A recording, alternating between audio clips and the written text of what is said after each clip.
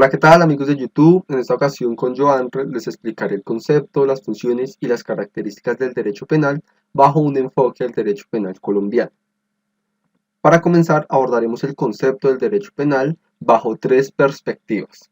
La primera de ellas es una perspectiva subjetiva, que ve el derecho penal como un derecho subjetivo, que es el ius puniendi, el derecho a penar, el derecho que está en cabeza del Estado para punir determinadas conductas que se consideran reprochables. Es decir, que desde una perspectiva subjetiva, el derecho penal es un poder, una capacidad o un derecho subjetivo que está en cabeza del Estado, por supuesto bajo los límites de la Constitución Política del 91 y de la ley. La segunda perspectiva es una perspectiva objetiva que ve al derecho penal como un conjunto de normas que van a entrar a regular tanto los delitos como las penas y los demás enfoques que se establezcan a partir de estos últimos dos, como lo podrían ser las medidas de aseguramiento.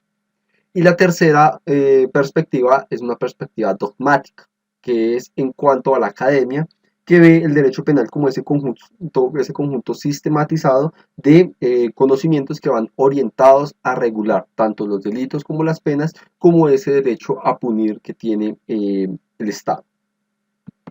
Cuanto a las funciones, diremos que existen varias funciones que se le han asignado al derecho penal, pero se podrían abarcar en dos, o por lo menos el doctor Urbano Martínez establece dos clasificaciones de estas funciones: las funciones legitimadoras y las funciones deslegitimadoras.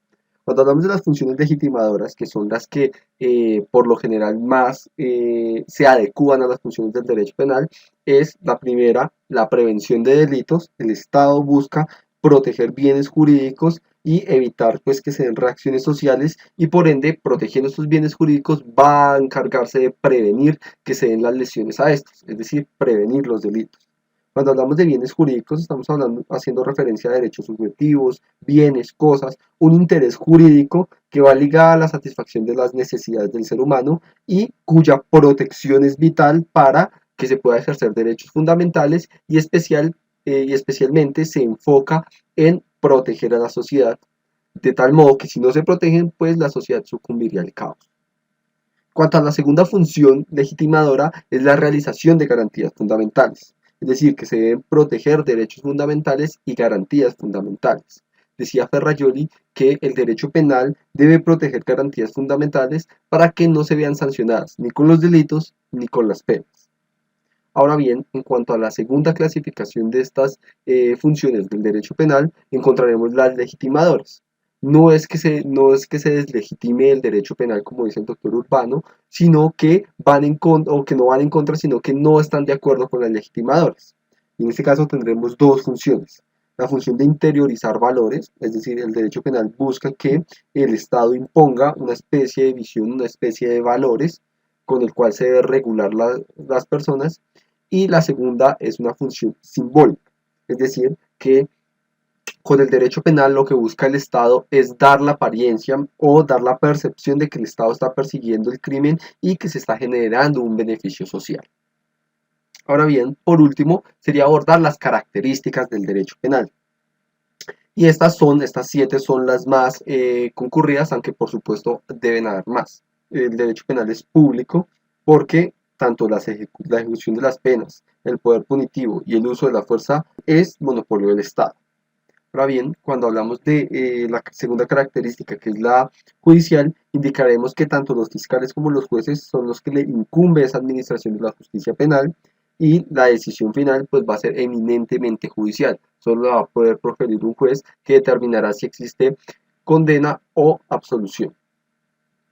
La tercera característica es que es un derecho teleológico, es decir, que persigue una finalidad, y esa finalidad es proteger bienes jurídicos que son relevantes para la sociedad. Pues la cuarta característica es que se trata de un derecho liberal, es decir, que lo que se va a buscar es garantizar la libertad del individuo y que solo se podrá restringir en casos muy excepcionales. La quinta característica es que se trata de un derecho fragmentario, es decir, que no se va a proteger todos los derechos o todos los bienes jurídicos, sino solo aquellos que sean relevantes para la convivencia social. Diremos que también se trata de un derecho garantista, y en este caso diremos que buscará o se buscará el derecho penal solo en la última ratio, es decir, que se acudirá al derecho penal solo cuando sea el último instrumento para proteger ese bien jurídico, es decir, que si bien tenemos bienes jurídicos relevantes que se van a proteger, solo se van a proteger cuando sea el último mecanismo de protección. Y en cuanto a la reacción legítima es que se busca evitar que se den las venganzas personales o los mecanismos parainstitucionales o que no son institucionales. El otro, o la otra característica es que se trata de un derecho valorativo y normativo.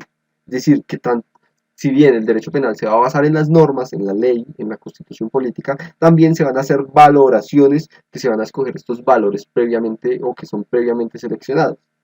Y por último, se trata de un derecho dualista, es decir, que está preparado tanto para penar a los imputables como para imponer medidas de seguridad a los no imputables o a los inimputables.